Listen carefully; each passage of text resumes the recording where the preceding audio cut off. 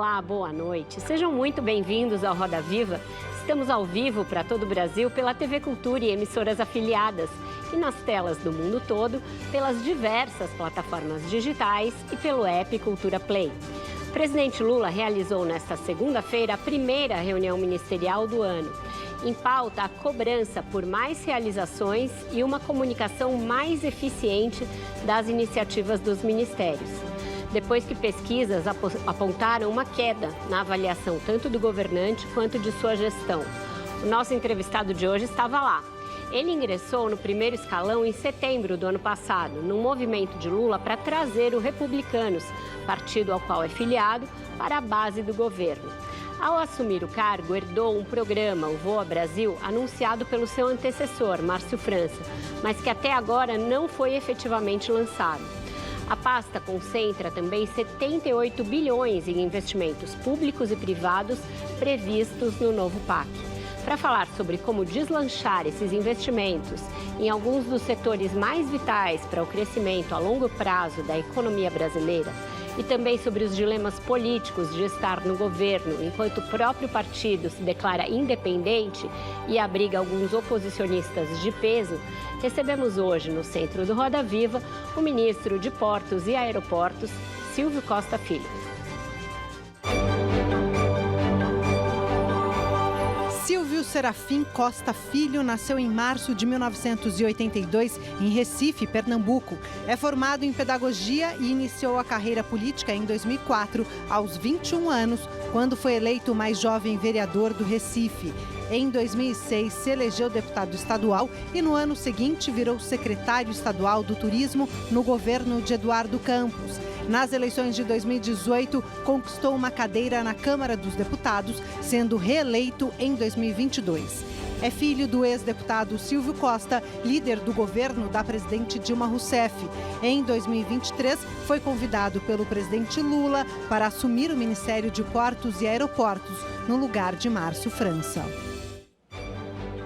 Para entrevistar o ministro Silvio Costa Filho, nós convidamos Geralda Doca, repórter do jornal O Globo em Brasília, Luciano Pádua, editor de macroeconomia da Exame, Renê Pereira, editora adjunta de Economia e Negócios do Estadão, Carlos Prieto, editor assistente do jornal Valor Econômico, e Maurício Martins, editor de Porto e Mar do jornal A Tribuna de Santos.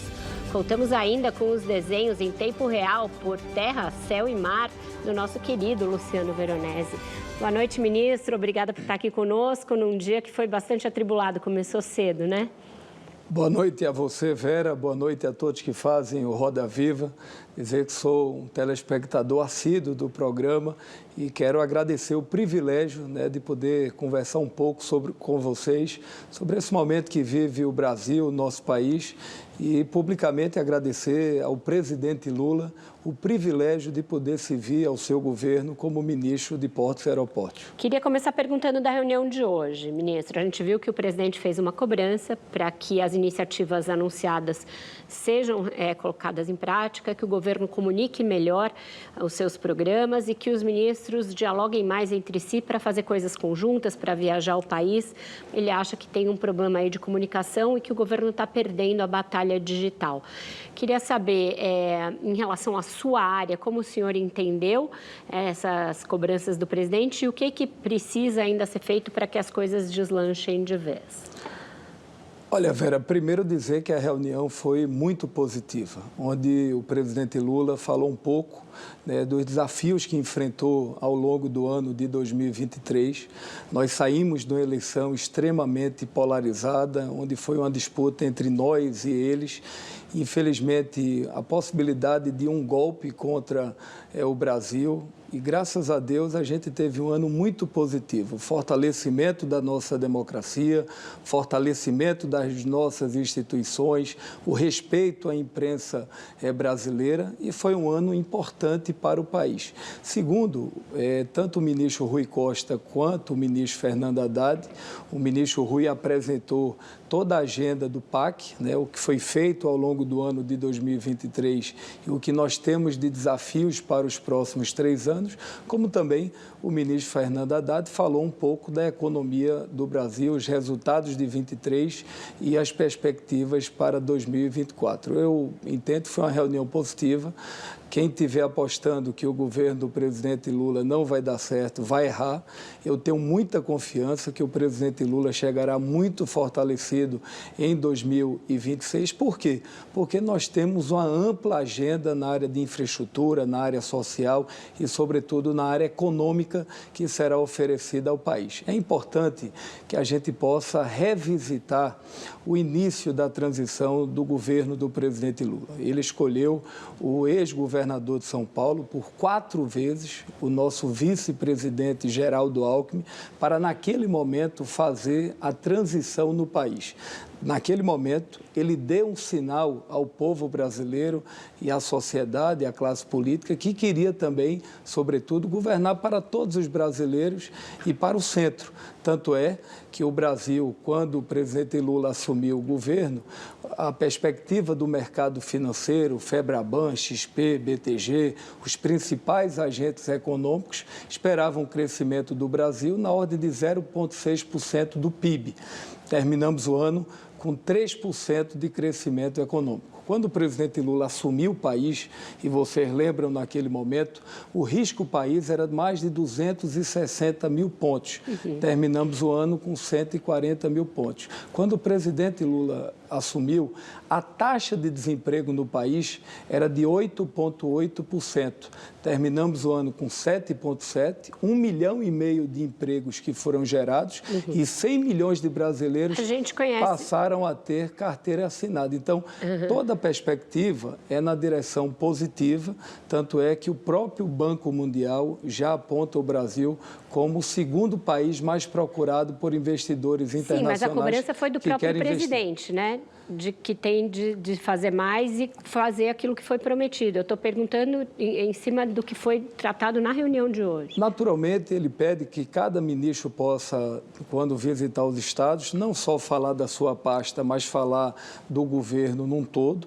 Naturalmente, como o presidente que quer que o Brasil dê certo, como todos nós queremos, pedindo para todos nós agilizarmos a cartela de obras e de investimentos dos ministérios, tanto na área de infraestrutura como também na área social, e falou um pouco, né, sobre a agenda econômica do país. Na minha avaliação, foi uma reunião muito positiva e eu tenho certeza que ao longo do ano de 2024, essa agenda que começou a ser implementada em 2023 vai começar a ter resultados efetivos na melhoria da qualidade de vida do povo brasileiro. A gente vai esmiuçando os projetos da pasta agora. Renê, por favor. Boa noite, ministro, tudo bem? Boa noite. Queria começar falando sobre o setor aéreo. As empresas aéreas pediram aí um auxílio do governo federal para resolver a questão do endividamento alto. O senhor recentemente falou da criação de um fundo de crédito para essas empresas. Eu queria saber se, assim, pelo que a gente sabe, está prestes a sair aí um pacote para o setor. Queria que o senhor detalhasse um pouco o que pode vir por aí e se esse pacote vai ser suficiente para reduzir as tarifas de viagem. Olha, Renê, é importante registrar que o problema da aviação não é um problema apenas do país, é um problema mundial. Para você ter uma ideia, muitas empresas aéreas nesses últimos 5 anos entraram em recuperação judicial. A exemplo da American Airlines, a exemplo da Delta, a exemplo da própria Latam, da Canada Air. O aumento que nós tivemos nas passagens aéreas no mundo foi em torno de 15% a 18%. E o que é que houve? Na minha avaliação, passagem aérea, aviação, é utilidade pública. Infelizmente, o governo anterior não deu nenhuma atenção para as companhias aéreas no Brasil. Vou te dar um dado que me chama a atenção. No momento da pandemia, da crise aérea, que as companhias aéreas não estavam voando, os Estados Unidos aportou mais de 50 bilhões de dólares entre crédito e tesouro. A Alemanha aportou 12 bilhões de dólares. A França, 20 bilhões. Portugal, 1,2 bi. O Brasil, efetivamente, nada. Segundo, nós não temos uma agenda de crédito para o setor aéreo. Você pega o setor da construção civil, você tem uma agenda de crédito. Você pega o setor do agronegócio, você tem uma agenda do crédito. Você pega o setor da indústria, tem uma agenda de crédito. Mas quando a gente analisa a aviação, você não tem praticamente nenhuma linha de crédito. Nesses últimos 10 anos, não houve, por parte das companhias aéreas, nenhuma linha de crédito que efetivamente pudesse ajudar no financiamento e na recuperação dessas companhias aéreas. O que é que nós estamos fazendo? Sobre a orientação do presidente Lula, nós conversamos com o ministro Rui Costa, com o ministro Fernando Haddad, com o presidente do BNDES, Aloysio Mercadante, criamos um grupo de trabalho nesses últimos 30 dias e nós queremos, ao longo desse mês de março, apresentar ao Brasil uma linha de crédito para que as companhias aéreas no Brasil possam poder pegar recursos e poder fazer investimentos em novas aeronaves, investimentos em requalificação de motores, investimentos em requalificação de equipamentos, preparar a mão de obra para a aviação brasileira. Então, por isso que eu tenho defendido internamente dentro do governo e há uma unidade para que a gente possa criar um fundo permanente das companhias aéreas no Brasil, para que esse setor possa se fortalecer cada vez mais no país e a gente dá previsibilidade. Eu tenho trabalhado com o presidente Lula, você tem uma ideia, a Gol, a Latam, a Azul, que representam 98% do mercado brasileiro, vão comprar esse ano 40 novas aeronaves. E eu tenho trabalhado para a parte dessas ser da Embraer, para a gente potencializar a nossa indústria. Então, eu tenho muita confiança que o setor aéreo no Brasil ele vai voltar a crescer consideravelmente. Já tivemos o primeiro resultado agora em 2023, crescemos 15%. No ano de 2022, nós tivemos 98 milhões de passageiros. Terminamos o ano de 23 com 112 milhões, crescimento de 115 milhões de passageiros, de 15% na aviação. E a nossa expectativa é que no final do governo Lula, mais de 140 milhões de passageiros possam estar viajando pelo Brasil. Então, por isso que a gente quer estruturar, porque a aviação significa turismo de negócios, turismo de lazer, transporte de cargas, questão de saúde pública, a situação do povo indígena. Você viu como a aviação brasileira foi importante no caso dos Yanomamis, na região amazônica, e é por isso que o presidente Lula e todos nós que fazemos o governo estamos determinados em ajudar a aviação, não pensando nas companhias, que é importante ajudar o setor produtivo, mas, sobretudo, pensando em ajudar o cidadão brasileiro. Geraldo. Desculpa, Renê, você ia... Não, mas as tarifas, elas vão cair ou esse pacote não vai incluir? Renê, deixa eu te dar um dado que cabe uma reflexão. 70% das passagens aéreas no Brasil são vendidas até R$ 800 e 50% das passagens são vendidas a R$ 500. Eu quero concordar com você que alguns trechos como Brasília-São Paulo, Rio de Janeiro-Brasília, São Paulo-Rio de Janeiro, esses trechos estão caros. De fato, a gente tem conversado com as companhias aéreas, a gente está trabalhando numa agenda construída conjuntamente para que a gente possa ter, a curto e a médio prazo, uma redução nessas tarifas que prejudica setores da sociedade brasileira. Mas quando você pega a média geral, sobretudo aquele cidadão brasileiro que compra as passagens com antecedências, com 2, 3 meses antes, ele tem um valor da passagem mais justo. Eu acho que é a justeza da tarifa aérea que a gente tem que perseguir à frente do Ministério. Geraldo. Boa noite, ministro. Olha, quando o governo anunciou que faria o Voo ao Brasil, prometeu na verdade, o seu antecessor prometeu para agosto. Até agora não saiu o Voo ao Brasil. E assim, no momento que o presidente Lula enfrenta queda na popularidade, essa reunião hoje ministerial foi justamente para fazer cobranças e orientar. Quando é que vai sair o Voo ao Brasil? O que na verdade, isso virá de benefício para o passageiro? Olha, Geraldo, é importante registrar que eu tenho muito apreço pelo ex-ministro Márcio França, é um amigo, um companheiro de equipe que está fazendo um belo trabalho à frente do Ministério das Micro e Pequenas Empresas. Você sabe que tem um baiano, nosso Nizango Anais, que ele diz, olha, o importante não é só o que se diz, é o que as pessoas entendem. E naquele momento, da forma que foi passada por setores da imprensa e setores da sociedade brasileira, por conta das redes sociais, o povo brasileiro achou que a passagem seria R$200. Seria insano a gente desenhar um programa dessa natureza. O que é que nós fizemos? Nós conversamos com o presidente Lula, com o ministro Rui Costa e desenhamos o novo programa Voa Brasil. Esse programa a gente espera lançar até agora o final do mês de março, já foi autorizado pelo presidente Lula. É um programa que a primeira etapa nós vamos atender 21 milhões de aposentados que ganham até 2 salários mínimos, aposentados do governo federal, e 700 mil alunos do ProUni. Então, esse programa visa atender em torno de 22 milhões de... Aposentados do governo federal, só servidores, desculpa, ou aposentados em geral? Aposentados em geral do INSS. Tá. E a gente espera, Vera, anunciar esse programa. São 5 milhões de passagens que serão disponibilizadas pelas companhias aéreas. Eu quero agradecer publicamente às companhias aéreas, sem nenhum real do Tesouro, porque em algum momento saiu uma nota ou uma matéria dizendo que ia ter recurso público sobre isso. Não, isso é um trabalho de construção coletiva, de muito diálogo, da gente poder atender públicos específicos. Quanto vale um aposentado que ganha até 2 salários mínimos ter a oportunidade de viajar pelo Brasil? Trabalhou a sua vida toda e quer conhecer as belezas do nosso país.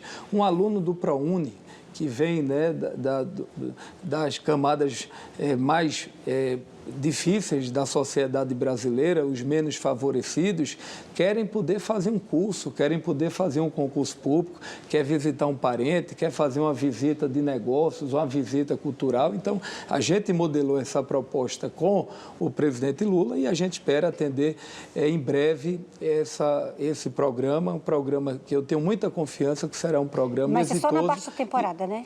E a gente espera dar oportunidade a mais de 5 milhões de brasileiros que não voam pelo Brasil. O senhor pode explicar quando é que esses passageiros vão poder comprar passagem? É só na baixa temporada? A gente está pegando, em parceria com as companhias aéreas, o Brasil tem, em média, 18% a 21% de ociosidade nos voos.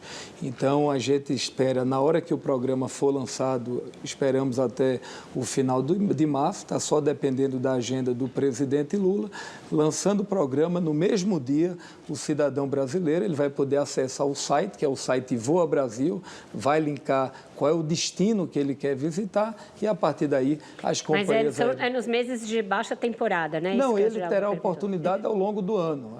Inclusive julho, janeiro, fevereiro também? Aí depende muito, né? Naturalmente, no período de alta estação, sempre terá menos voos disponíveis, né? Esse é um programa para estimular também no Brasil a baixa temporada, sobretudo o turismo regional. A gente está procurando, ao lado do ministro Celso Sabino, de outros ministros, estimular o turismo no Brasil. Veja, Geralda, em Portugal, o PIB do turismo representa 18%. No Brasil, apenas 8% do PIB. A cada 4 turistas que viajam pelo Brasil, nós estamos falando de um emprego que é gerado no país. E não tem maior programa social no país do que a geração de emprego e renda. Então, sem dúvida alguma, a aviação brasileira é uma janela de oportunidades para o desenvolvimento do Brasil.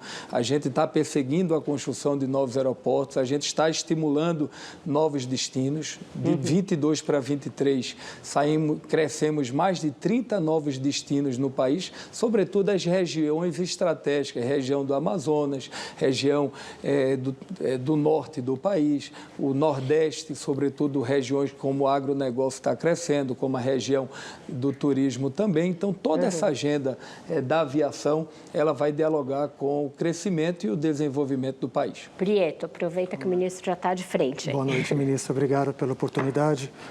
Eu queria ver com o senhor um tema que é muito delicado, que é a questão da violência e da criminalidade nos portos. Nos aeroportos também, mas principalmente nos portos. A gente sabe que os portos são entrada e saída de mercadorias, de drogas, de outras coisas assim.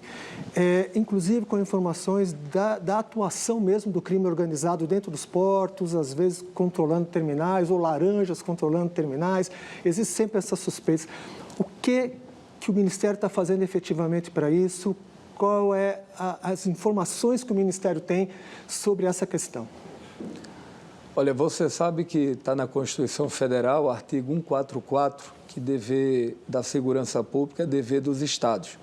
Mas o presidente Lula está determinado em poder ajudar na segurança pública nacional, sobretudo na fiscalização das nossas fronteiras, além de toda a margem que o Brasil faz, né, com a América do Sul, com outros países, a gente precisa ampliar a fiscalização de fronteiras nos nossos portos.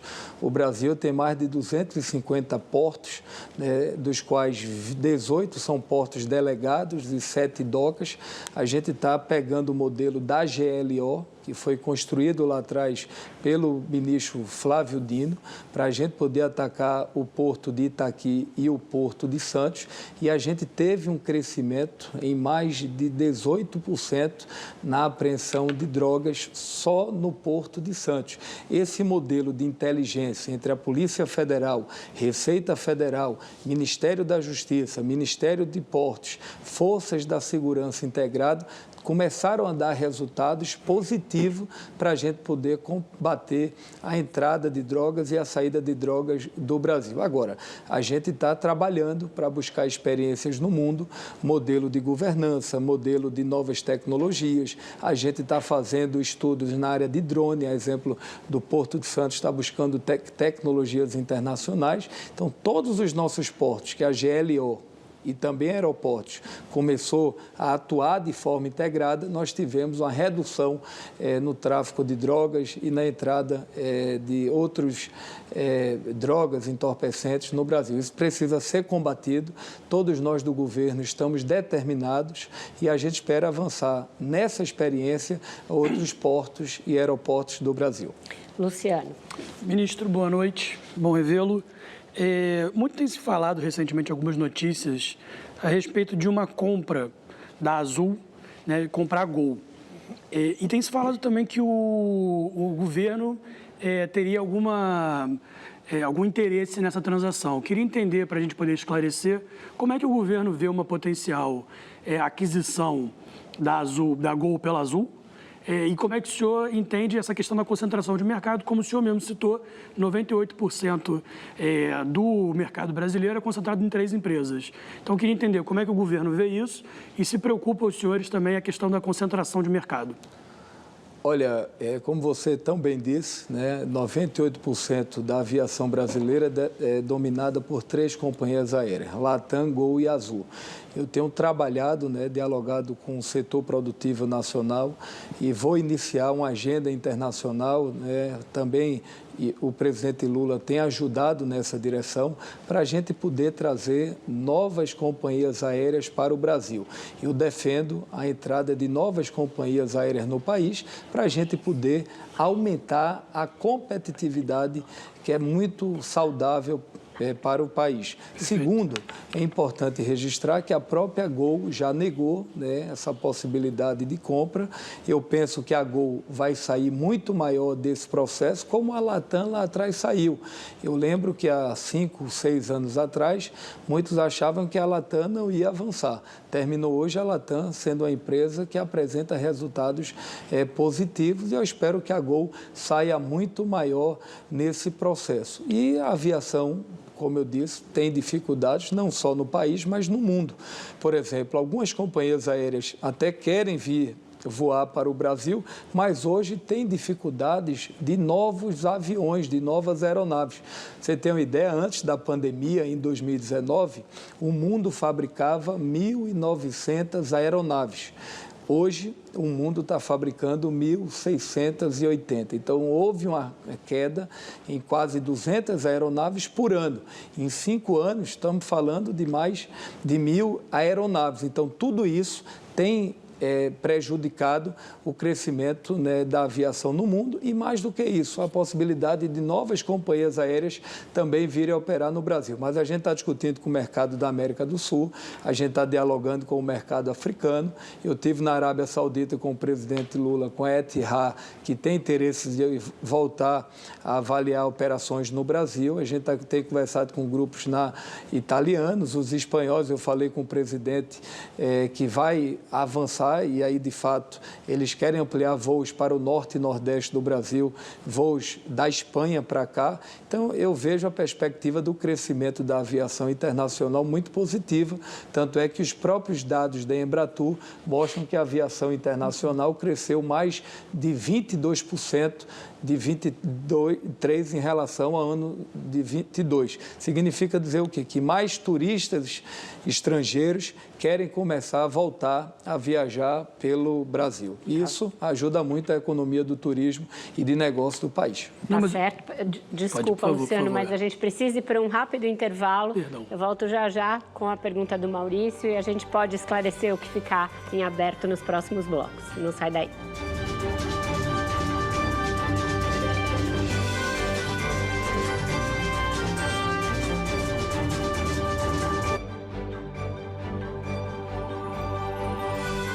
Inovação que conecta. Bradesco.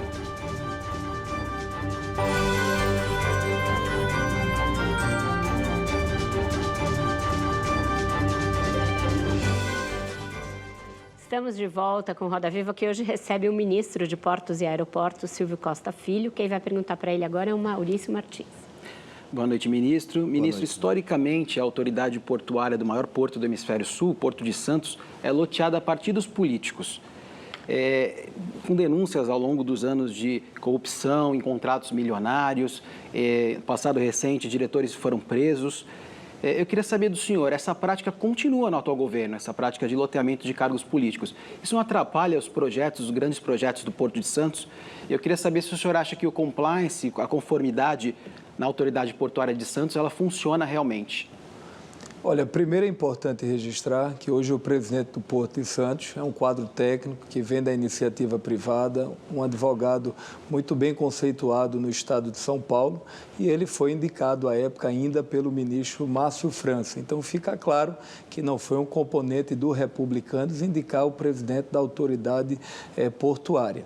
Segundo, a gente tem trabalhado, né, para cada vez mais aprimorar o modelo de governança do Porto de Santos. Infelizmente, tivemos problemas históricos, como você tão bem disse. A gente tem atuado conjuntamente para cada vez mais imprimir a boa governança no Porto. Você sabe que a gente atua no Brasil, a modelagem dos nossos portos é o modelo Land Port, onde a governança do setor público, né, e a governança das operações portuárias com o setor privado, e a gente tem, né, cada vez mais ao lado da CGU, da Polícia Federal, de todos os órgãos de controle, tentando cada vez mais fazer todo o monitoramento das autoridades portuárias do Brasil. Eu tenho muita confiança que a gente terá lá uma governança exitosa, uma governança que apresente resultados.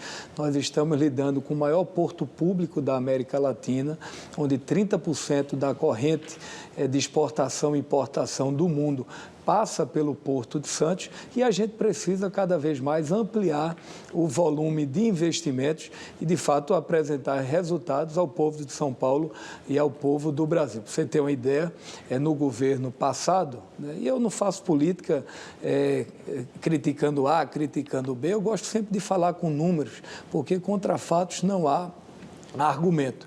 Nos 4 anos do governo passado, houve de investimentos públicos o equivalente a 72 milhões de reais. Na última segunda-feira, a retrasada, nós anunciamos o maior volume de investimentos do Porto de Santos. Apresentamos um plano estratégico, independente da autoridade portuária ou do ministro dos Portos ou do presidente da República, nós temos um plano a ser perseguido para os próximos 10 anos. Valores na ordem de mais de 20 bilhões de reais. Mas, ministro, 10 focando bilhões nessa questão 10 bilhões de recursos dos diretores públicos. da autoridade portuária, só para a gente focar, eu gostaria de saber depois sobre investimentos. A questão dos diretores. O senhor manteve o presidente Anderson Pomini, mas os outros diretores foram trocados, né? Esses diretores foram indicação política? Nos bastidores dizem que o senhor sofre muita pressão dos partidos políticos, dos deputados aliados, inclusive do presidente da Câmara, para indicar pessoas ao Porto de Santos. Como é que o senhor está trabalhando com isso? Olha, primeiro, fazer justiça ao presidente Arthur Lira, ele nunca me pediu um cargo no Ministério dos Portos e Aeroportos. Segundo, eu dei total autonomia ao presidente do Porto de Santos para poder fazer as indicações para que a gente possa ter uma governança de qualidade. E a gente espera que a gente possa ter uma governança com transparência, com probidade e, sobretudo, apresentando resultados. E é essa a agenda que a gente vai perseguir à frente do Ministério. Ainda em relação ao Porto de Santos, o senhor ele foi excluído do Plano Nacional de Desestatização e tinha sido incluído pelo antecessor que cuidava da área, que era ministro da Infraestrutura, e hoje é o governador aqui de São Paulo, Tarcísio de Freitas, que é do seu partido. O senhor concorda com essa retirada do Porto do projeto de privatização e como cotejar investimento público e privado para que o Porto não fique desatualizado e obsoleto? Olha, a gente tem uma autoridade portuária que tem quadros de muita qualidade, é um porto que apresenta resultados, tem mais de 3 bilhões de reais em caixa. Hoje, como eu disse, o modelo portuário é o modelo Land Port, onde a gestão trata dos ativos da governança do porto, mas todas as operações portuárias com a iniciativa privada. Então, praticamente, o Porto de Santos, a agenda do transporte, do escoamento da produção, da governança do porto, das operações, ela já é feita pelo privado. O presidente Lula tomou a decisão de não privatizar, eu concordei com ele, até porque o Porto de Santos é um ativo do Brasil, como a Petrobras, como entre outros ativos que o país tem, então não cabia, na minha avaliação, a privatização. O que nós estamos fazendo é ampliar os investimentos. Pra você ter uma ideia, vamos fazer o Túnel de Santos, uma obra de 6 bilhões de reais. Vamos fazer a PPP da dragagem, é uma segunda maior PPP do Brasil, investimentos de quase 6 bilhões de reais nos próximos anos. Vamos fazer lá o Concais, a exemplo do meio que o Porto Madeiro ali na Argentina, para levar uma área de terminais integrados com bares, restaurantes, cafeterias, locais de acessibilidade para a Baixada Santista poder aproveitar o Santos e dar vida ao Porto. A gente tem trabalhado com investimentos na área de tecnologia da informação para cada vez mais aprimorar a governança do Porto. Então, tem uma agenda a ser perseguida, volumes de investimentos importantes, vamos fazer a perimetral, que é a acessibilidade. A gente está buscando novas operações portuárias para aumentar a competitividade. Estamos fazendo investimentos de 350 milhões de reais, que será na nossa dragagem. Hoje, o Porto de Santos opera, como Maurício, você sabe, com 15 metros de calado. Até o final de 25 vamos para 16 e na PPP a gente espera chegar a 17 metros. Isso vai aumentar a competitividade, recebendo cada vez navios maiores. Porto de Santos, porque ele falou do túnel Santos-Guarujá, como ele tocou nesse assunto do túnel. Eu só queria fazer a roda ao girar depois, mas pode, claro. Só para emendar, o senhor falou do túnel, do investimento no túnel, né? Eu trabalho no jornal A Tribuna, que tem 130 anos, está completando agora 130 anos. Há 97 anos a gente fala do túnel Santos-Guarujá. A primeira matéria foi há 97 anos, o primeiro projeto apresentado. Os governos apresentaram projetos, fizeram audiências públicas, investiram dinheiro em licenciamento ambiental, contrataram empresas e esse túnel ele nunca saiu do papel, virou uma lenda urbana. Eu queria saber por que hoje as pessoas podem acreditar que esse túnel vai sair do papel. Por que elas podem acreditar no senhor? Eu queria complementar que exatamente isso que eu queria perguntar, que a gente tem um histórico de atrasos em obras que é uma coisa horrível no Brasil. A gente não consegue tirar um projeto do papel na data que foi estipulada. O senhor falou também, tem o túnel, né? Tem quase 80 bilhões de investimentos. Como é que vocês vão fazer para que essas obras não demorem tanto, não atrasem tanto para sair do papel, sendo que investimento hoje no Brasil é essencial. A gente viu aí no PIB que baixo investimento, a taxa de 16,7%, que é muito baixa. Como fazer com que esses investimentos saiam do papel na data prevista? Certo. Olha, primeiro respondendo em relação ao túnel de Santos, eu concordo com você. Há mais de 100 anos, a Baixada Santista e o povo de São Paulo e do Brasil esperava por essa obra. Mas eu digo sempre que felicidade não se vem por decreto, se vem com trabalho, com dedicação, determinação, construção coletiva, e é isso que a gente está fazendo. Nós buscamos uma construção coletiva entre o presidente Lula, né, e o governador Tarcísio. Né? Depois de muito diálogo com a Casa Civil, nós construímos um entendimento, né, com o Estado de São Paulo. Cada um vai investir 3 bilhões de reais. Na última semana, na quarta-feira, nós anunciamos a audiência pública. A gente já está dialogando com a sociedade civil organizada para ouvir sugestões, críticas, para a gente aprimorar o projeto. A gente espera até o mês de maio estar com essas audiências públicas concluídas e, a partir daí, a gente vai encaminhar o TCU.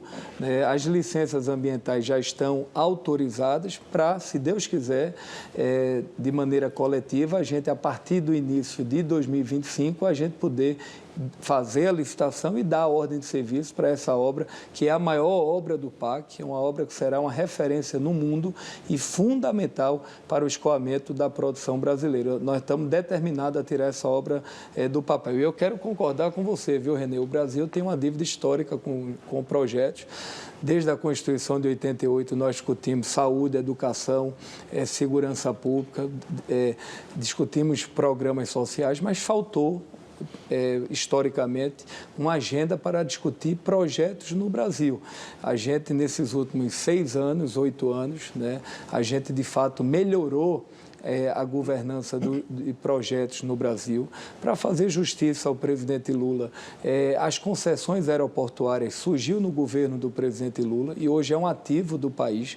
95% dos principais aeroportos são geridos pelas concessões, que já começaram a trazer resultados importantes para a melhoria na aviação brasileira, mas a gente precisa cada vez mais ampliar o número de projetos no Brasil. Por quê?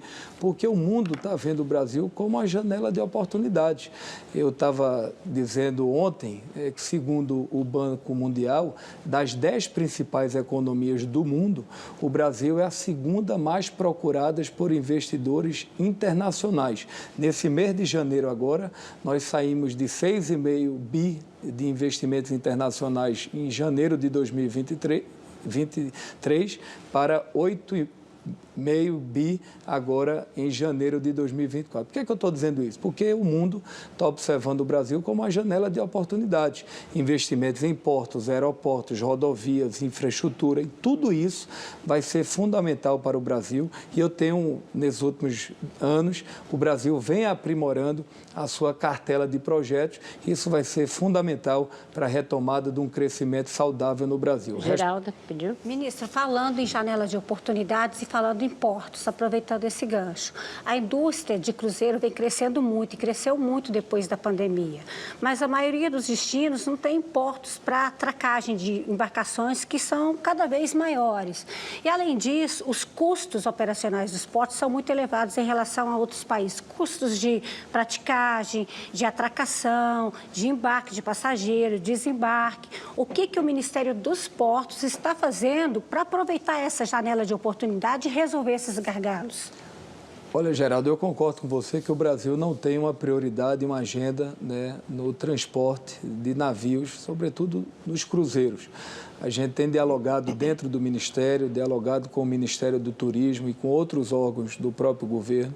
A gente está ampliando o volume de investimentos. Por exemplo, aqui em São Paulo, no Porto de Santos, nós vamos fazer um novo terminal de passageiros, que é um investimento de quase R$1 bilhão com a iniciativa privada para receber cruzeiros de todo o Brasil e do mundo que querem visitar o estado de São Paulo. Estamos preparando também investimentos de quase R$80 milhões para a COP30, que a gente está fazendo um terminal lá no estado do Pará, né, liderado pelo nosso governador Helder Barbalho.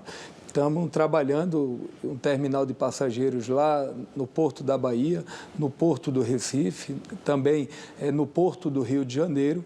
A gente está dialogando com o Porto do Ceará. A gente está trabalhando de maneira coletiva para que, de fato, a gente coloque na ordem do dia a melhoria dos terminais de passageiros para receber bem esse turista que vem visitar o Brasil, sobretudo o nosso litoral. E como enfrentar essa questão dos custos operacionais muito elevados em relação a outros países? Por exemplo, os custos de praticagem, eles são muito altos aqui. O que vocês podem fazer? Olha, o Congresso Nacional recentemente, no ano passado, votou o PL da praticagem, que foi votado pela esquerda, pela direita, pelo centro, por quase unanimidade, Senado e Câmara, onde aprimorou a praticagem no Brasil, onde conseguiu globalizar as taxas de operação, melhorando a governança da praticagem no Brasil e buscando uma maior interação com a Marinha, com os portos do país, e justiça seja feita, o Brasil vem avançando bem.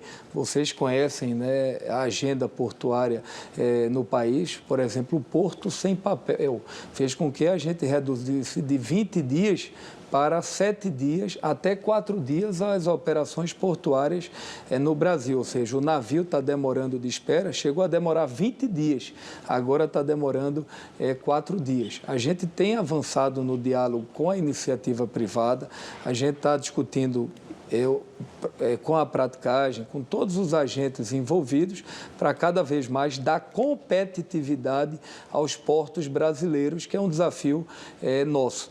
É importante, né? O Porto de Santos já chegou a ter 40% da corrente de exportação no Brasil, agora está em 30%, e eu estou querendo descentralizar a agenda portuária no país. Aproveitando fortalecer o Porto de Manaus, fortalecer os portos da região norte, do Arco Norte, fortalecer os portos do Nordeste. Por quê? Porque com isso a gente vai diminuindo o custo logístico, vai potencializando o setor produtivo local e isso vai estimulando as potencialidades de cada região. Bom, aproveitando esse ensejo, então, ministro, boa parte, às vezes, do escoamento de grãos do país acaba saindo do centro-oeste em direção ao Porto de Santos, porque a logística acaba favorecendo, seria, às vezes, muito mais viável ou muito mais vantajoso pelo Arco Norte ou outras regiões do país.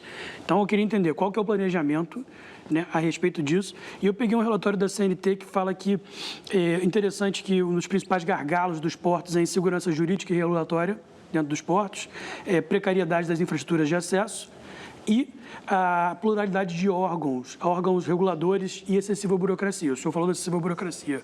Queria entender dos outros e saber como é que vai ser para ter mais competitividade dentro do país.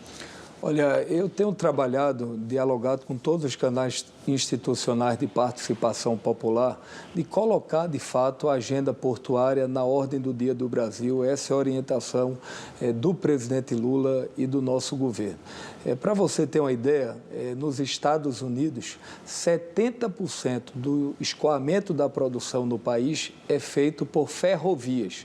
No Brasil, 70% são pelas nossas rodovias. Sim. Isso termina impactando em mais de 40% perante o mercado mundial o custo da produção no país. A gente está dialogando... Custo Brasil. A gente está dialogando com a ANTAC, né, e com o Ministério do Transporte.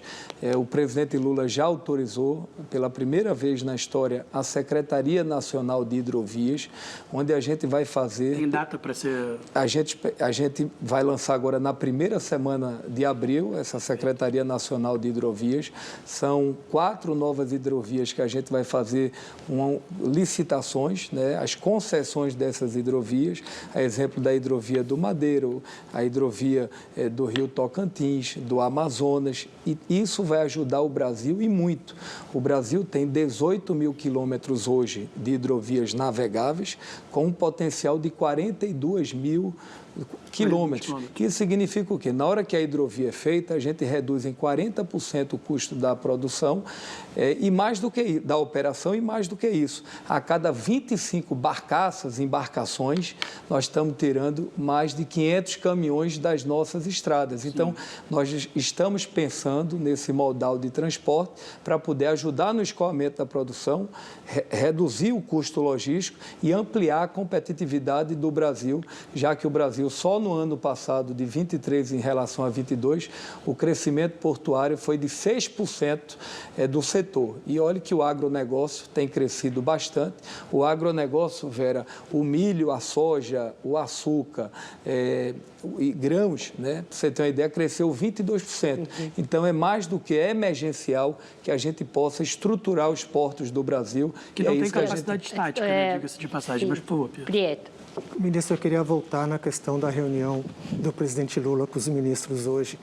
É histórico a dificuldade que o PT tem de furar a tal bolha dos evangélicos, de falar para um público que é muito avesso, historicamente, ao partido. E o presidente Lula, hoje, durante a reunião, voltou à questão da religião, fez uma crítica dura ao Malafaia, dizendo, aspas, do presidente, o nosso Deus não é o Deus do Malafaia. Voltou a falar de Israel, dizendo que Israel bíblico não é o Israel do atual governo. Criticou a instrumentalização da religião. Com esse discurso, não fica difícil do governo Lula conseguir chegar nesse eleitor evangélico e mostrar para esse eleitor evangélico o que ele está produzindo? Porque a reunião hoje, o objetivo era justamente esse, que o governo pudesse comunicar à sociedade o que tem feito. Esse discurso não acaba afastando mais ainda esse eleitor? Posso emendar? Se o presidente Lula fala essas coisas, como é que vocês, ministros, vão ter uma comunicação melhor com a sociedade e com esse público, com esse eleitor de centro-direita? Não fica difícil quando você tem o seu chefe indo numa direção e você pregando outra? Como convencer? Certo. Olha, primeiro é importante registrar que a mensagem que o presidente Lula, quando assumiu o governo, era Brasil, só um povo, né? Então, o presidente, depois que ganhou a eleição, ele passou a ser presidente de todos nós brasileiros. E se tem alguém que tem fé, se chama o presidente Lula, depois de tudo que passou na vida. Um homem que saiu de Pernambuco, de Pau de Arara, né, com seus irmãos, veio para São Paulo, passou todas as adversidades que poucas pessoas tinham acreditado, né, que poderia vencer aqueles desafios que a vida tinha imposto a ele. Então, se tem alguém de muita fé, se chama o presidente Lula. Segundo, ele tem colocado permanentemente que quer dialogar com todos os segmentos da sociedade. É alguém que tem buscado o respeito às instituições, o respeito não só evangélico, mas ao católico, ao cristão, a todos os segmentos da sociedade. Então, o que nós vamos fazer é falar as ações do governo para o povo brasileiro. Então, eu acho que a gente não deve, de fato, segmentar o governo. O presidente Lula, sem dúvida alguma, tem um conjunto de entregas que vão começar a acontecer agora ao longo do ano de 2024. 2023 foi um ano de arrumar a casa, foi um ano de equilibrar as contas, foi um ano onde ele pôde dialogar com as instituições, foi um ano onde ele pôde dialogar com o Congresso, e eu tenho certeza que os resultados do seu governo vão começar a acontecer, sobretudo agora, no ano de 2024. E mais do que isso, o presidente Lula ele tem defendido a paz no mundo. todas essas agendas internacionais, ele tem defendido a paz, ele tem defendido o entendimento entre as nações. O que a gente está vendo é que hoje setores mais à direita da sociedade brasileira fica banalizando a fé. E não é isso que a gente se propõe. Eu acho que a gente não pode haver a banalização da fé no Brasil, que é uma preocupação, ou misturar política com religião. Isso é contraproducente com o país. Mas o seu partido, Republicanos, é presidido por alguém que tem uma ligação com uma igreja evangélica, né, o deputado Marcos Pereira, que inclusive é um pré-candidato à presidência da Câmara. O senhor sabe da força da frente da bancada evangélica, o senhor é congressista e sabe da força dessa bancada. Então, essa mistura entre religião e política, ela já está posta, ela já acontece. Não falta ao governo, como a Geraldo e o Prieto colocaram, as ferramentas para chegar nesse público evangélico, por exemplo, no digital. O presidente hoje falou textualmente na reunião, nós perdemos essa batalha na eleição e estamos perdendo no governo. A gente sabe que a mensagem para esse eleitorado evangélico chega por WhatsApp, por exemplo, que o governo vai legalizar o aborto em geral. Chega muita desinformação. Não está faltando um canal direto com essa parcela da sociedade? Olha, é importante registrar que no ano de 2023, o governo não apresentou no Congresso nenhuma pauta de costumes. Percebendo isso, a oposição tenta, através de fake news, disseminar informações não verdadeiras. E isso termina contaminando as pessoas. Infelizmente, a gente está vivendo uma sociedade, Vera, que cada vez menos lê.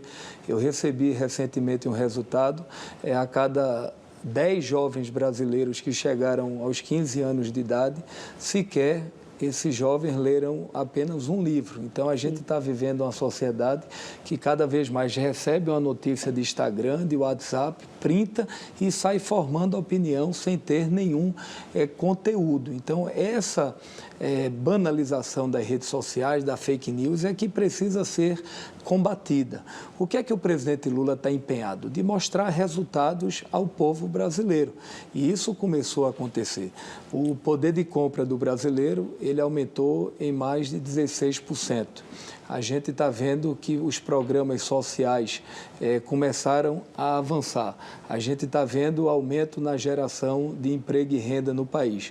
A gente está observando os programas na educação, na saúde, na infraestrutura, começando a chegar. Exemplo do Minha Casa Minha Vida, mais de 250 mil casas, unidades habitacionais, que serão feitas no país. Então, tudo isso vai fazer com que, na hora que a economia chegue na casa das pessoas, a gente vai ver que a percepção do governo Lula vai passar cada vez mais a ser diferente. Agora, nós temos que combater a imprensa, o judiciário, a sociedade, cada vez mais a fake news no Brasil. Então, a gente vai continuar falando de economia, de política, mas eu vou precisar fazer um outro intervalo. Eu volto contigo, Prieto, aí você já emenda, tá bom?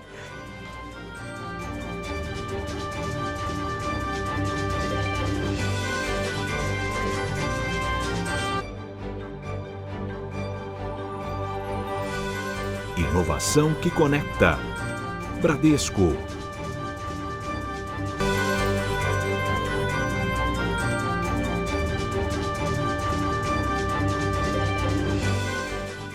Estamos de volta com Roda Viva e quem vai perguntar agora para o ministro Silvio Costa Filho é o Carlos Prieto. Eu só queria complementar, o senhor tinha colocado, o senhor começou a elencar uma série de realizações do governo. Agora, a questão é como levar essas realizações para o público evangélico.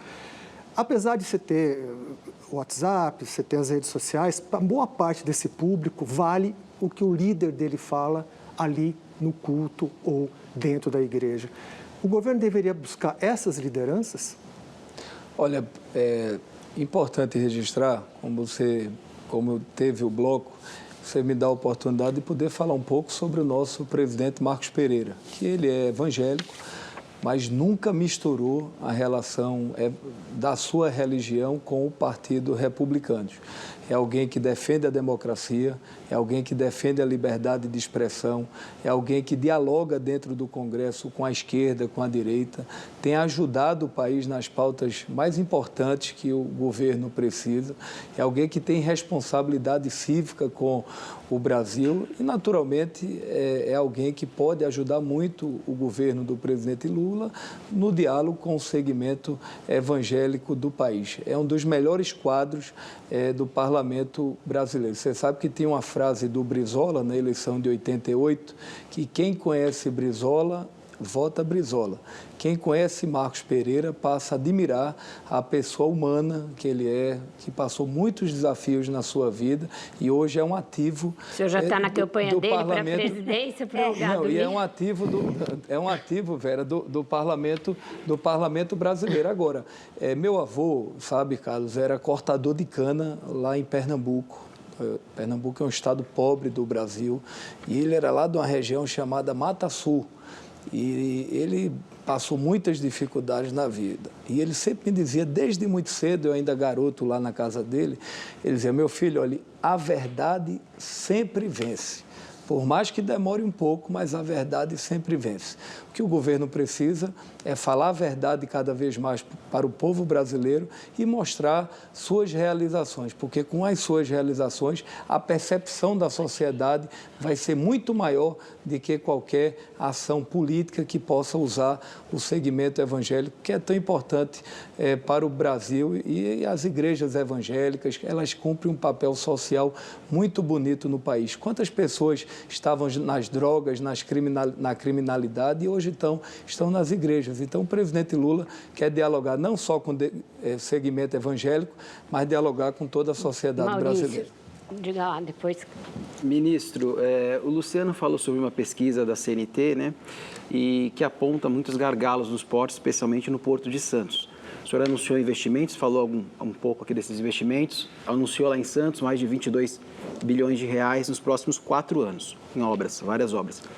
Eu queria saber se essas obras vão chegar... Perdão, 20 bi em 10 anos. 10 anos, desculpa. Eu queria saber se essas obras, em 10 anos, vão chegar a tempo de superar esse gargalo que o Porto tem, porque está próximo ao limite, né, da capacidade ali de entrada, né? Eu queria saber como é que fica daqui a 2, 3 anos, porque o Porto bate recordes ano a ano, né? Todo ano aumenta, a movimentação aumenta e a gente piora o gargalo ali, é trânsito de caminhões, é falta de viaduto. Como é que ritmo essas obras vão andar para poder acompanhar esse ritmo do Porto e não acontecer um colapso no Porto de Santos? Olha, a gente está trabalhando em 5 direções. O primeiro é fazer um estacionamento amplo, porque, para você ter uma ideia, são mais de 400 caminhões que trafegam diariamente no Porto de Santos e ficam espalhados pela cidade. Vejam, em 100 anos não resolveram esse problema e a autoridade portuária agora está dialogando para fazer um amplo estacionamento para poder desafogar a mobilidade urbana. Segundo, a perimetral, investimentos de 700 milhões de reais, que você conhece, que vai ser um novo eixo ali de mobilidade urbana para a gente poder desafogar o gargalo no escoamento da produção. Terceiro, o túnel de Santos, que é uma obra estratégica importante, a dragagem, que é uma obra estratégica, e outro ponto importante é o aeroporto. Para você ter uma ideia, Vera, nós passamos 5 anos com o aeroporto do Guarujá fechado. O aeroporto importante para o turismo de negócio, para o turismo de lazer das praias da Baixada Santista, 5 anos o aeroporto paralisado. O que é que nós fizemos? Assim que assumimos, nós procuramos o prefeito de Guarujá, dialogamos com a Infraero e agora a obra já está em andamento. Há 30 dias atrás demos a ordem de serviço, visitamos segunda-feira retrasada a obra, já está em pleno vapor e a gente espera que até o final do ano o aeroporto esteja pronto, porque é mais um modal de transporte para aquela região. Isso, naturalmente é desafiador, mas a gente está já com todos os cronogramas, já apresentado publicamente a agenda do cronograma e a gente espera que essas obras saiam do papel. E a gente tem feito muitas parcerias com o governador Tarcísio, que é muito importante. Eu tenho dito, sabe, Vera, eu estou meio derrubado agora, estou com 42 anos, mas a nossa geração, né, ela tem que pensar muito mais nas próximas gerações do que nas próximas eleições. O povo brasileiro está cansado de briga, de arenga, o povo quer saber de resultado. O Brasil precisa voltar a levar a vida na vida das pessoas. Eu ia perguntar de aeroporto, mas o senhor trouxe o governador para a conversa, então vou voltar para a política. A gente sabe que o ex-presidente Jair Bolsonaro está numa campanha aí bastante intensiva para tirá-lo do Republicanos e levá-lo para o PL. Isso é uma certa reação à aproximação do partido com o governo. Ele quer tirar os seus partidários para levá-los para o PL. Como o senhor vê esse movimento de esvaziamento do Republicanos? Olha, primeiro, o Republicanos, sob a liderança do presidente Marcos Pereira, é o partido que proporcionalmente mais cresceu no Brasil sem ter candidato a presidente da República. Quando o presidente Marcos Pereira assumiu, há 8 anos atrás, o partido tinha 8 deputados federais. Hoje nós já somos 42 e já tem quase 15 deputados federais de outras legendas querendo se filiar ao partido. Não só crescendo em quantidade, mas, sobretudo, na qualidade dos seus quadros. O governador Tarcísio, eu tenho muito respeito por ele. A gente tem feito boas parcerias entre o governo federal e o governo do estado de São Paulo, até porque quando São Paulo vai bem, o Nordeste vai bem, quando São Paulo vai bem, o Norte vai bem. Então é importante que a gente possa compartilhar essas parcerias. Agora, essa questão, se ele vai ficar, vai sair, é muito mais uma questão de foro íntimo, né? Por mais que seja um debate que ele faz com forças políticas do seu campo, isso é uma decisão de fato que compete a ele. Ministro, se o governador ficar, não cria uma saia justa para o partido fica com a maior liderança hoje da direita, o herdeiro natural do bolsonarismo, ao mesmo tempo que ocupa o ministério no governo do PT. Não fica meio Frankenstein, assim, uma coisa meio... Eu acho que... Posso emendar nessa pergunta? Olha só. Peraí, vamos deixar ele responder, aí você pergunta outra questão. Eu acho que a beleza da democracia, ela está sobretudo nos partidos. Eu acho que ai do partido que não dialoga internamente sobre a situação da sua agenda social, econômica, partidária. E foi assim o que aconteceu nos Republicanos. O governador Tarcísio, ele é filiado ao partido, né, foi eleito pelos Republicanos, mas tem um diálogo permanente com o bolsonarismo. É alguém ligado ao presidente Bolsonaro. E eu me filiei aos Republicanos. Você sabe que o Republicanos teve o vice-presidente da República por 8 anos, que foi José de Alencar, que era uma referência do Brasil. E Mourão também. E o presidente Marcos Pereira, ele sempre respeitou a minha posição. Eu, desde a época, Vera, que era do movimento estudantil, eu sempre votei no presidente Lula. Eu sou lulista, eu sou alguém de centro, eu sou alguém que defende um Estado inteligente, que defende o equilíbrio das contas públicas, um Estado que tem responsabilidade fiscal, mas, sobretudo, um Estado de bem-estar social que vise o desenvolvimento econômico e a geração de emprego e renda, dialogando com o setor privado de maneira permanente. Então, o partido sempre, Geralda, respeitou a nossa posição. Diga lá, Geralda, desde que eu me filiei aos Republicanos, o partido sabia da minha posição política e nós estamos no projeto do presidente Lula por entender que é a melhor opção para governar o Brasil. Olha só, esse ano é um ano muito importante para a equipe econômica, a aprovação da reforma tributária no Congresso. Pelo menos a regulamentação ou parte dela. O PSB perdeu o Ministério de Portos e Aeroportos para os Republicanos, tá? E, atualmente, o Republicanos, a taxa de adesão do partido às pautas de interesse do governo no Congresso é de 69%. Tá? É maior do que o PT, do que o PP, mas perde, tá, aquém do MDB e do PSB. Quando é que o partido vai dar uma cota maior ao governo no Congresso? Principalmente nesse ano, que é um ano de eleições municipais, é um ano complicado, e se tratando de um tema tão árido, mas tão importante para a economia como a reforma tributária. Olha, nós do Republicanos, sob a liderança do meu líder, o deputado Hugo Mota, que tão bem vem ajudando o governo do presidente Lula, o nosso partido votou em mais de 70% nas pautas importantes do governo, a exemplo do CAF, a exemplo da reforma tributária, a exemplo de várias pautas importantes, como o Desenrola, todas essas medidas que foram apresentadas pelo ministro Haddad, o partido votou em mais de 70% da sua bancada por entender que é importante para o país. Naturalmente, você tem uma corrente mais à direita do partido que não votou, mas a gente tem que respeitar a democracia interna. Agora, o partido tem sim ajudado a agenda econômica do país. Nós vamos avançar na reforma tributária, que foi muito importante a aprovação, porque com isso a gente vai desburocratizar, a gente vai criar um melhor ambiente de negócios para os investimentos nacionais e internacionais. Isso já sinalizou para a redução dos juros futuros, isso está trazendo cada vez mais o mercado internacional para prover investimentos no Brasil, e a gente espera que a gente possa, ao longo do ano, discutir a regulamentação da reforma tributária, que será muito importante para o setor da indústria brasileira, para o setor terciário de serviços, e tudo isso vai animar bastante a economia brasileira. Renê, eu estou muito animado, viu, Renê, com a economia, estou muito animado com a economia do país. Ministro, o Fernando Haddad, para mim, né, tem sido uma revelação, né, no governo. Você sabe que o mercado financeiro, quando ele assumiu, o apoio a ele era não chegava a 10%. Terminamos o ano com quase 70% do mercado apoiando ele. Então, é alguém que vai apresentar muitos resultados ao Brasil, ao lado de todos nós que fazemos parte da equipe econômica e da agenda de infraestrutura do país. Deixa a gente só ouvir a Renê, então, para fechar o bloco. Eu queria voltar a falar um pouco sobre a questão de investimento. Nas últimas semanas, a gente viu aí uma série de tentativas do governo federal de interferências em empresas como o novo presidente da Vale, dividendos da Petrobras, política monetária do Banco Central. Há aí uma vontade de rever a privatização da Eletrobras. Eu queria saber, assim, a gente precisa de tantos investimentos, o senhor falou só em portos são quase 80 bilhões. Qual a percepção que isso traz para o investidor? Isso não amedronta o investidor ao ter tanta interferência no investimento privado?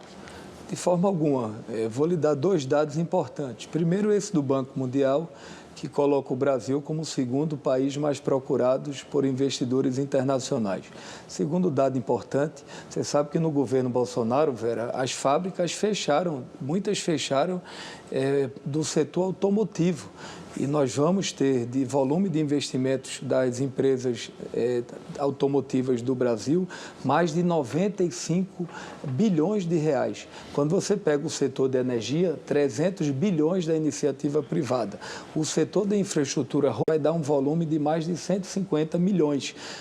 Os investimentos portuários, mais de 70 bi. Por que é que eu estou colocando isso? Porque são já sinalizações de investidores internacionais que querem prover investimentos no Brasil. E olha, eu nasci, né, a minha geração sempre ouviu uma máxima dizendo, olha, o PT é contra concessões, é contra o setor produtivo, não dialoga com a iniciativa privada. Não é verdade. Mas é contra do 1,7 trilhão de reais que serão investidos do PAC, quase 800 bilhões é com a iniciativa privada.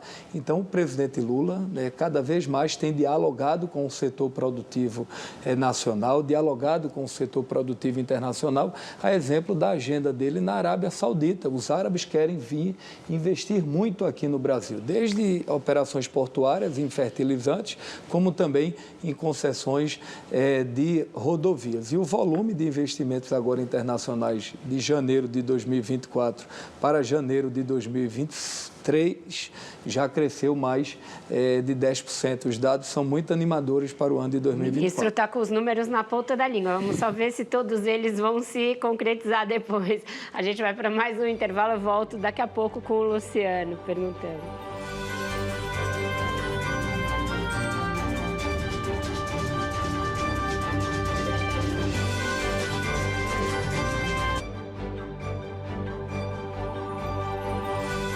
Inovação que conecta. Bradesco.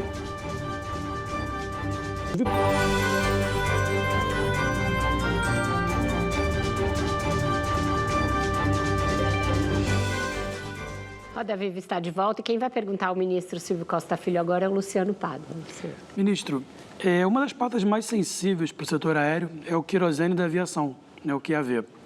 E falam que compõe mais ou menos 30% dos custos do setor, segundo as empresas, é claro. O senhor falou que está negociando, junto com o MME, Ministério de Minas e Energias e Petrobras, uma solução para o querosene. Eu me pergunto, diante dos recentes episódios envolvendo a Petrobras, qual que pode ser o papel da Petrobras que ela pode desempenhar nessa negociação sem que ela saia lesada?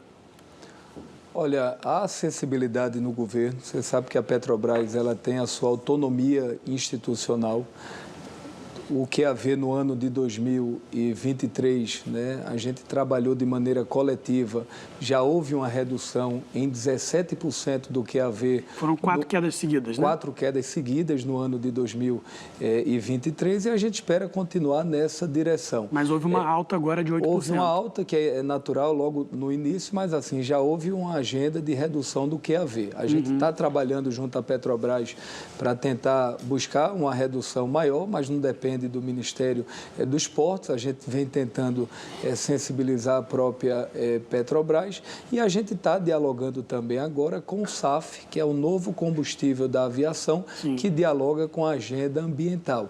Até 2027, a gente espera que pelo menos 1% da aviação brasileira seja com o combustível da aviação, que é o combustível verde. A gente quer estimular cada vez mais esse combustível, o mundo quer isso, o presidente Macron está vindo também aqui para discutir no Brasil com o presidente Lula a questão do combustível da aviação. O mundo já observa o Brasil como essa janela desse novo combustível verde e a gente espera, quem sabe até no futuro, exportar esse novo combustível. Então, a gente vai perseguir essa redução e os reflexos começaram a acontecer. Dados agora mostram importante em relação ao preço da aviação, mostram que houve uma redução no mês de janeiro e fevereiro em 25%, dados do DIEESE, em relação à queda na aviação brasileira. Houve uma redução das passagens aéreas no Brasil. Janeiro reduziu 15%. Essa articulação com a Petrobras e com o MME. Janeiro reduziu 15% e agora em fevereiro 10%. Então a gente espera continuar nessa agenda de redução. O senhor falou das concessões de aeroportos que começaram no governo Lula. Elas tiveram aí um trajeto muito irregular, bastante assimétrico, e a gente tem concessões que tiveram problemas, que tiveram de ser rediscutidas, Galeão uma delas, Viracopos outra, e o aeroporto de Guarulhos, que é o maior do país, é também o mais mal avaliado do país. Como fazer para criar uma modelagem que seja uniforme para todos os terminais e para que essa avaliação da qualidade e dos serviços dos aeroportos melhore para o consumidor? Olha, essas concessões iniciaram no governo do presidente Lula. 95% dos principais aeroportos no Brasil, em torno de 55, são geridos por concessionárias essa não apenas do Estado brasileiro, mas de todo o mundo, Exemplo da Zurich, exemplo da Changi, exemplo de outras concessionárias que operam aeroportos no mundo todo. Infelizmente, nós tivemos problemas sérios do ponto de vista econômico, não só mundial, mas também no Brasil. O impeachment da presidenta Dilma, aquela transição do governo Temer, o governo Bolsonaro, a pandemia que sacrificou demais as companhias, as concessionárias no país. Então, o que é que está acontecendo? Nós procuramos o presidente do Tribunal de Contas da União, doutor Bruno Dantas, que justiça seja feita, tem ajudado muito o país, sobretudo de maneira com a responsabilidade cívica que o Brasil precisa, para a gente poder rediscutir algumas concessões, as outorgas, que foram pensadas numa modelagem que não esperavam uma crise econômica como essa. Então, o Galeão, Guarulhos, Viracopos, né, entraram no TCU para rediscutir essa modelagem. Nós entendemos que é importante que seja feita essa discussão para que a gente possa ter aí, de fato, essas concessionárias saudáveis, com plano estratégico factível e que eles possam, de fato, fazer volumes de investimentos que a gente espera. Vou lhe dar, em primeira mão, dois dados importantes. Guarulhos, a própria concessionária está fazendo investimentos e hoje chegou lá o monotrilho. Muita gente perguntava se ia sair do papel. Eu estive lá com o ministro Padilha, com o ministro Renan, fomos lá há 30 dias, no dia de sábado, o monotrilho já está lá, que vai ajudar na acessibilidade do aeroporto de Guarulhos. Eles estão fazendo lá a ampliação de terminais, porque lá tem o transporte de cargas, que é muito importante, e tem também o transporte regional e internacional. E, Vera, Congonhas é um ativo do país, é um dos maiores fluxos aeroportuários do Brasil. A AENA é a nova concessionária que administra, porque antes era da Infraero, que assumiu agora em dezembro. E no dia 25, vocês estão convidados, vai ser aqui na próxima segunda-feira em São Paulo, a AENA vai anunciar 2 bilhões de investimentos no aeroporto de Congonhas, desde a acessibilidade, a ampliação de fingers, melhoria nos terminais, melhoria na acessibilidade. Mas desde que... Porque a gente precisa tratar a aviação de São Paulo, que é o coração da aviação brasileira. Mas desde que a AENA assumiu a operação de Congonhas, aconteceram vários problemas, né? Inclusive coisas assim muito simples, como o problema de ar-condicionado, né? Eu queria, e falta de luz e uma série de coisas. O senhor falou que encaminhou para o TCU uma proposta de renegociação das concessões de Galeão, Guarulhos e Viracopos. No caso do Galeão, por exemplo, a gente sabe que a outorga é muito alta. A receita do aeroporto, ela não consegue cobrir o que a concessionária precisa recolher para a União. O que vocês vão propor ou o que vocês propuseram para o TCU nesse caso? É renegociar a outorga, é baixar esse valor que a Rio Galeão tem que pagar para a União todo ano, que fica na casa de 1 bilhão e 600, 1 bilhão e 500? Você sabe que essa outorga, quando foi pensada, foi no valor de 26 bilhões de reais. A Changi, né, também com o Estado brasileiro, já fez aportes na ordem de 13 bilhões de reais. E tem mais 13 bi para frente.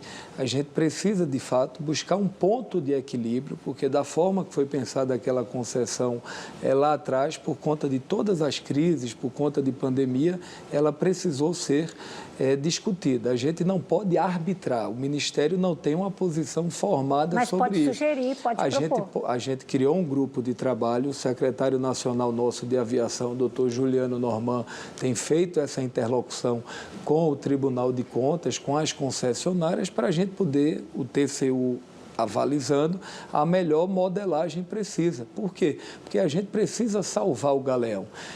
Ninguém pode falar do Rio de Janeiro sem contar a história de Tom Jobim. Ninguém pode falar do Rio sem falar do Galeão. O Galeão é muito importante para o Rio de Janeiro e a gente está ao lado do prefeito Eduardo Paes, ao lado de todos os agentes públicos envolvidos, tentando ajudar na viabilização do Galeão, que é muito importante para sobretudo, a aviação internacional. Você sabe, eu lembro que quando o presidente Lula me convidou na sexta-feira, na quinta-feira para ser ministro, no sábado pela manhã eu passei o dia ligando para todo mundo. Uma das primeiras ligações que eu fiz foi para o prefeito Eduardo Paes. Na segunda-feira eu já estava no Rio de Janeiro perguntando a ele como é que a gente poderia construir coletivamente a melhor modelagem para o Galeão, porque naquele momento tem 2 desafios. Primeiro é a concessionária, ela rediscutir a sua outorga. E segundo, era aquela limitação de um raio de 400 quilômetros, que proibia voos para Brasília. Depois de muito diálogo com a iniciativa privada, com o governador Ibanez, com o governador Casagrande, com o governador Cláudio Castro, com o prefeito Eduardo Paes, nós acabamos com a questão do raio, limitamos em 6,5 milhões de passageiros o Santos Dumont, e para vocês terem uma ideia, nós saímos de 3 milhões de passageiros a 4 milhões no ano de 22 e vamos fechar o ano de 24 com 14 milhões de passageiros para o Galeão. Então, isso é um indutor de crescimento naquele eixo de desenvolvimento do Rio de Janeiro. Ministro, falou-se na construção de mais um aeroporto em São Paulo, na região de Cajamar. No passado, já se falou nesse outro terminal, nesse outro aeroporto em São Paulo. Mas aí houve uma briga com as concorrentes, porque achavam que isso poderia ser uma quebra de contrato, porque você tiraria demanda desses outros aeroportos. O que muda agora? Por que agora seria viável esse novo aeroporto? Porque primeiro a gente espera um crescimento forte da aviação brasileira, podemos chegar a 130, 140 milhões de passageiros nesses próximos 3 anos. Segundo, quando a gente pega o aeroporto de Congonhas, né, entre outros aeroportos, a gente já espera, e a ANAC aponta nessa direção, que daqui a 5, 6 anos nós devemos estar operando com a situação já bem no limite. Então, eu acho que a gente tem, como você disse no segundo bloco, a necessidade de refletir sobre projetos. O que é que nós fizemos? Eu conversei com o presidente Lula, há 10 anos a CCR, né, que é um grupo que atua na área da construção civil, tinha pensado um projeto naquela área ali de São Paulo, de Cajamar e Caieiras, né, uma área muito interessante do ponto de vista econômico. Nós chamamos a CCR para conversar, pedir para eles revisitarem esse projeto, né, e é o que eles estão fazendo. E, por incrível que pareça, já há concessionários do mundo querendo discutir esse novo aeroporto de São Paulo, que eu não tenho dúvida, daqui a 6, 8 anos, São Paulo terá a necessidade de ter esse novo aeroporto. E aquela área, como vocês bem conhecem aqui de São Paulo, de Cajamar e Caieiras, passa uma ferrovia na frente, que o próprio governo de São Paulo está estruturando. Então, isso vai ajudar muito também no transporte de cargas, equipamentos tecnológicos, medicamentos, insumos na área da fruticultura. Então, a gente espera que que esse novo aeroporto venha também com uma visão estratégica nesse sentido. E a gente está trabalhando o aeroporto de São Paulo, que é um desafio, mas também nós estamos com um olhar para a aviação regional do Brasil, tendo em vista o crescimento da aviação no Norte e Nordeste, no Norte e outras regiões do país. Só queria tirar uma dúvida do seguinte, esse aeroporto, ele tiraria a carga de Viracopos? Porque hoje, Viracopos, a gente vê, a demanda é muito baixa.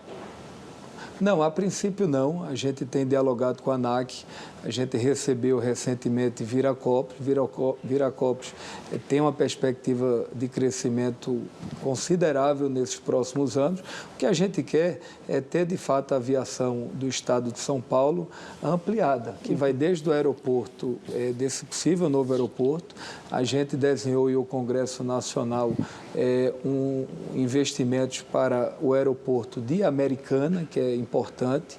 A gente está discutindo investimentos para outros aeroportos, para a gente poder fortalecer a aviação do estado de São Paulo. Então, com isso, a gente vai para o último intervalo e volta já para o encerramento desse programa. Vocês estão vendo, são muitos os assuntos. O ministro ainda vai passar por uma rodada aqui. Não sai daí.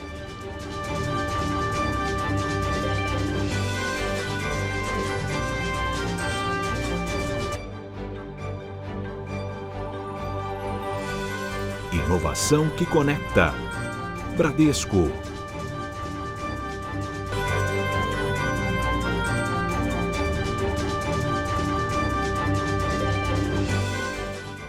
Estamos de volta com Roda Viva, que hoje recebe o ministro Silvio Costa Filho. Ministro, o senhor falou no início do programa da criação de uma linha de crédito que o senhor falou permanente para as companhias aéreas. E o senhor também elogiou o ministro Fernando Haddad. Acho que as duas coisas são meio incompatíveis. Por quê? O ministro tem dito que esses programas de auxílio a setores específicos nem sempre se mostram tão exitosos em termos de geração de emprego, em termos de geração de benefícios para o conjunto da sociedade. Tem procurado diminuir, cortar recursos, seja para folha de pagamento, para a questão do setor de eventos. Como o senhor vai convencê-lo da necessidade de criar uma linha permanente para ajudar as companhias aéreas?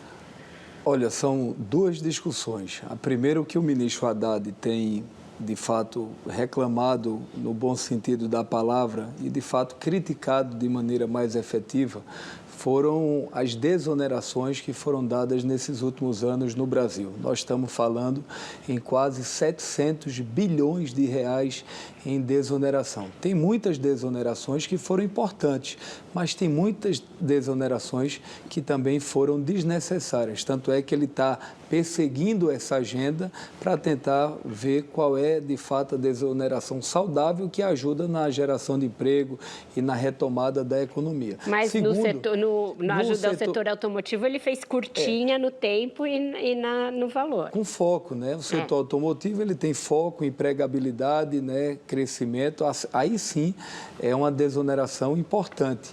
Agora, muitos setores foram dados sem, de fato, estimular e ativar a economia. Em relação à agenda da aviação, nós estamos falando de crédito. O ministro Haddad é contra dar dinheiro ao Tesouro.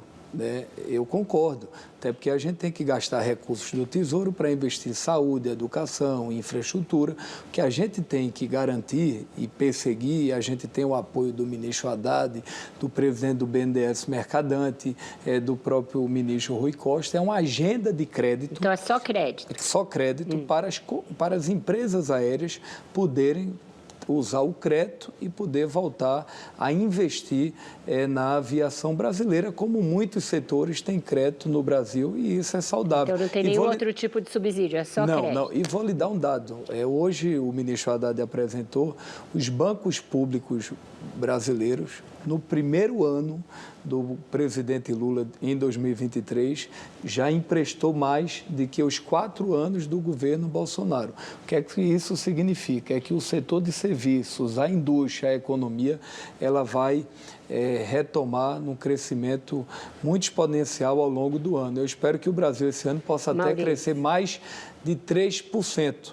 Eu acho que a gente vai ter um grande crescimento no emprego. Esse mês de janeiro foram 188 mil postos de trabalho, o maior número de geração de emprego e renda desde o Plano Real, e isso já é impacto, de fato, que a economia brasileira ela começou a retomar efetivamente. Diga lá, Maurício. Ministro, voltando para o aeroporto de Guarujá, o que o Ministério de Portos e Aeroportos pensa para o aeroporto de Guarujá em relação a voos de onde para onde e a viabilidade de cargas no aeroporto de Guarujá? Olha, a gente está trabalhando com a Azul, com a Latam e com outras companhias, mas sobretudo a Azul, para fazer operações com aviões TR, que são aviões de 72 lugares, que vai fazer inicialmente o turismo regional com o estado de São Paulo, e depois a gente espera pegar Rio de Janeiro, Brasília, outros destinos.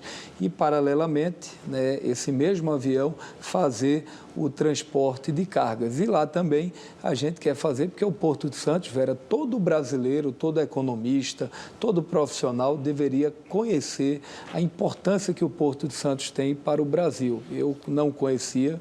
Quando eu fui visitar o Porto, eu fiquei com orgulho de ser brasileiro. Então, o próprio investidor, ele vai ter um aeroporto para pousar, poder visitar o Porto de Santos e a gente estimular cada vez mais investimentos naquela região. Prieto.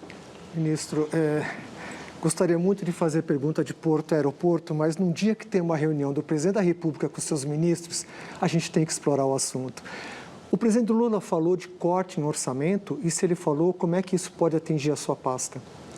Olha, nós não tratamos objetivamente de cortes em orçamento. Pelo contrário, a arrecadação do governo esse ano de janeiro foi a melhor, como você sabe, desses últimos fevereiro anos. Também. Janeiro e fevereiro, a arrecadação surpreendeu. Então, a gente espera que todo... Mas também tem gastos ali, como o senhor falou mesmo, do INSS, por exemplo, se diz que o gasto previsto do INSS está subestimado. Isso vai ter que ser não revisto. recorrentes também, né? Mas, olha, a gente vai ter... Primeiro, a gente está tendo um crescimento na arrecadação consideravelmente, né? Isso vai impactar no aumento de receitas do FPM e do FPE nos estados. A gente tem uma cartela de investimentos privados e públicos no Brasil, que isso vai fazer com que a economia ela gere ainda mais emprego e isso possa ativar ainda mais o setor de serviços. Na hora que a população brasileira passa a ter mais renda, a indústria cresce, o setor terciário cresce e a economia vai crescer de maneira sustentável. O que a gente está trabalhando é o quê? É perseguir o equilíbrio das contas públicas com responsabilidade fiscal. A gente já percebe que a gente vai ter um ano positivo, uma redução no déficit público, uma redução na taxa de juros, o controle inflacionário, o aumento do investimento público e privado.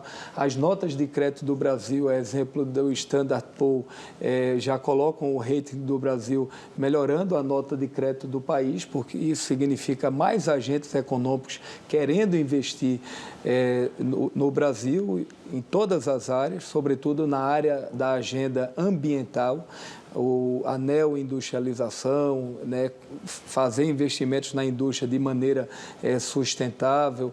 Então, tudo isso vai fazer com que a economia cresça do Brasil e a nossa expectativa é que os orçamentos sejam preservados e, mais do que isso, a gente possa ampliar investimentos em áreas estratégicas do país, como mobilidade, infraestrutura e também programas sociais.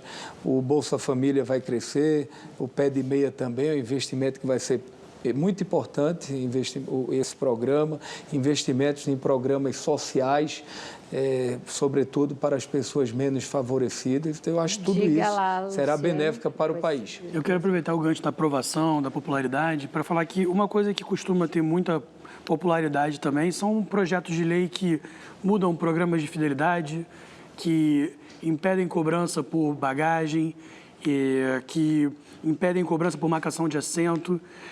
Inclusive, o próprio Republicanos votou e apoiou a urgência do PL que muda o programa de fidelidade, né? De milhagem das aéreas. As aéreas falam que isso pode causar muito custo. O senhor é deputado. Qual é o papel do senhor como ministro e deputado em fazer a interlocução e tentar talvez travar ou não aquilo que pode talvez gerar mais custo e aumentar as passagens no final? Olha, eu tenho muito apreço pelo parlamento brasileiro, porque é o retrato da sociedade brasileira. Ali você tem, de fato, um espelho da sociedade do país. Eu tenho cultivado permanentemente o diálogo com a esquerda, com a direita, com o centro, até porque eu sou da tese que quem ouve erra menos, e tenho trabalhado com o presidente do Senado, Rodrigo Pacheco, com o presidente Arthur Lira, com os líderes partidários. A gente deve ter alguma reunião do Congresso, possivelmente agora no mês de abril, para analisar o veto 30, para manter a questão das bagagens, porque mantendo, isso vai trazer mais voos internacionais para o Brasil, vai trazer low costs, né, que são esses aviões que vêm operacionalizar voos mais estratégicos, de cobrar, né? E a gente fazer com que a gente possa ter a aviação mais estruturada e com previsibilidade. E a gente está trabalhando a redução do QAV, redução da judicialização no país e, terceiro ponto, essa agenda de crédito que será fundamental para a aviação brasileira. Nesse crédito são 4 bilhões, 6 bilhões? Não, a gente está fechando ainda os números com o BNDES e com o Ministério da Fazenda. Geraldo. Ministro, nessa questão do pacote das companhias aéreas, eu queria insistir um pouquinho com o senhor, que o senhor falou muito em crédito. Quanto é que o BNDES vai disponibilizar para as empresas aéreas? Quantos bilhões? E qual fundo que vai dar a garantia? Vai ser o FGO? Vai ser o FGI? De onde virá a garantia? Porque as empresas não têm condições e os bancos também não querem, resistem a oferecer garantias para as empresas. Olha, eu tenho dialogado com o presidente Mercadante, do BNDES, dialogado com o Guilherme Melo também, da Fazenda, quem está fazendo essa discussão interna. A gente tem alternativas de alguns fundos que ainda não está precificado e nós estamos também discutindo com as aéreas, através da ABA e com os CEOs das companhias aéreas, as garantias. O número a gente ainda não pode informar, mas a gente espera que seja um fundo interessante que, de fato, ajude o setor aéreo brasileiro. A gente está perseguindo essa meta e eu tenho certeza, muita confiança que a gente vai oferecer às companhias aéreas essa linha de crédito, sobretudo para ter um olhar para o consumidor final. A gente tem que olhar, eu tenho dito isso, Renê, permanentemente, que a aviação brasileira, a gente está lidando com as pessoas, com o povo brasileiro. É fundamental que a gente tenha uma aviação saudável, com baixos custos operacionais, com segurança, para a gente poder ter cada vez mais brasileiros viajantes a negócio e a turismo pelo país. E quando vai ser anunciado esse pacote? Estamos dependendo agora da Fazenda.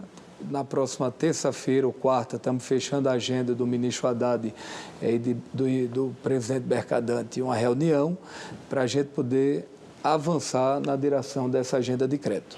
Ministro, só para a gente fechar, porque para quem está nos assistindo, está longe de ser esse retrato que o senhor pintou, né? Os voos atrasam, muitas vezes tem problema de overbooking, a pessoa não despacha a bagagem, aí tem que despachar na porta do avião. Para você comer um pão de queijo no aeroporto é uma fortuna. Viajar é uma experiência excruciante, na maioria das vezes. Parece que está sendo pensado em todo mundo, menos nesse consumidor final. Não existe uma reserva de mercado muito grande ainda na aviação brasileira? O governo não deveria trabalhar, em vez de ajudar empresas que estão quebradas e que já foram ajudadas no passado, trazer novas empresas para aí sim criar uma concorrência saudável? A gente tem trabalhado para fazer os dois movimentos. O primeiro, de poder ajudar as companhias aéreas pensando na segurança da aviação brasileira, né? Porque não adianta, imagine se as passagens hoje em determinados trechos estão altas, imagine se uma companhia aérea dessa quebra. Aí é que a gente teria um aumento ainda maior das passagens no Brasil. Então, essa agenda de crédito, ela será benéfica, tendo olhar para a proteção da aviação e para a sociedade. Segundo, eu concordo com você que precisa urgentemente a gente melhorar a estrutura de alguns aeroportos, do atendimento, melhorar a governança dos aeroportos concessionários. Tudo isso a gente tem procurado perseguir, a gente tem cobrado muito a ANAC para que a ANAC possa cumprir o seu papel de fiscalização. O problema da aviação também é um problema mundial, que acontece em muitos aeroportos na Europa, nos Estados Unidos, mas a gente está perseguindo melhorias. Não é do dia para a noite, não é uma tarefa fácil, né? É uma tarefa desafiadora, mas a gente tem trabalhado bastante, né, sobre a orientação do presidente Lula para trazer benefícios para a população brasileira. Tá certo. Agradeço ao senhor por ter vindo hoje pela entrevista, ministro. Vera, eu que agradeço, né, o privilégio de poder participar do programa. Eu até me emociono um pouco, que eu lembro que eu ainda muito jovem, na juventude, eu sempre admirei o programa Roda Viva. Eu ia lá com meu pai comprar, às vezes, aquele DVD que tinha, não é da época dos meus filhos, mas DVD, ia lá comprar aqueles DVDs, ou na banca de revista, ou no próprio aeroporto, para assistir. E quis o destino que a gente tivesse aqui participando desse programa. Obrigada. Isso só me enche de responsabilidade e vamos juntos, ao lado do presidente Lula, a trabalhar muito para ajudar o Brasil. O Brasil tem pressa, mas o Brasil voltou. Acredite nisso. É isso, a gente não tem mais o DVD, mas você pode assistir a essa e outras entrevistas no nosso canal do YouTube e no app Cultura Play. Além de agradecer ao ministro, agradeço também aos colegas que conduziram essa entrevista comigo. Geralda Doca, Luciano Pádua, Renê Pereira, Carlos Prieto, Maurício Martins e Luciano Veronese. Obrigada, sobretudo, a você pela sua audiência atenta, hoje e a cada semana. O governo Lula III apostou no PAC, uma marca das gestões petistas do passado, para tentar destravar investimentos públicos e privados no país. Essa agenda enfrenta, no entanto, problemas que ainda afastam investidores do Brasil, como gargalos de logística, de regulação e o fantasma da insegurança jurídica. A gente tratou de tudo isso aqui hoje.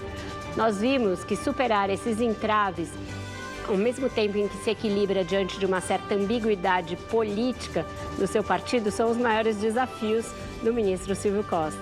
Você fica agora com o Senhor Brasil. Roda Viva volta na próxima segunda-feira, como sempre, às 10 da noite. Até lá!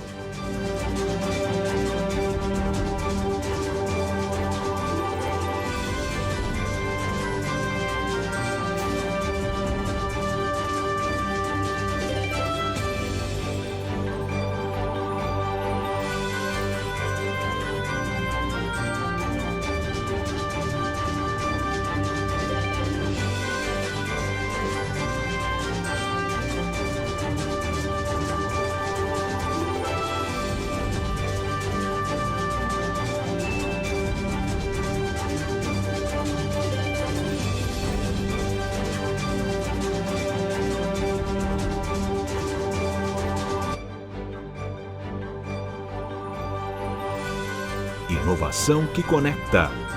Bradesco.